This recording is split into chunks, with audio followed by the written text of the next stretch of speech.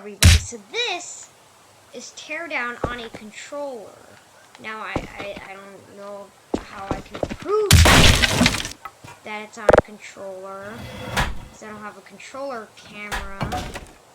But I could show you that on Steam you can just add the game as a non-Steam game and controller configuration.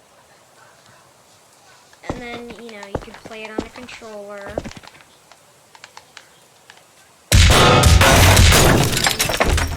You can even drive.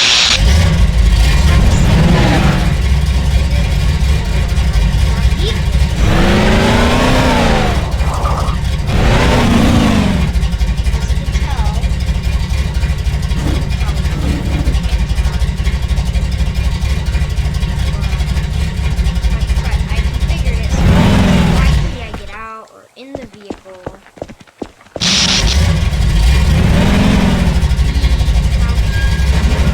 X just does that. That's what X does. A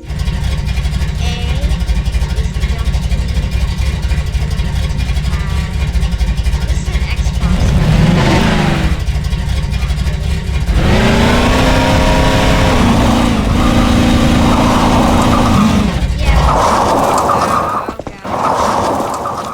Use my mouse to end this video.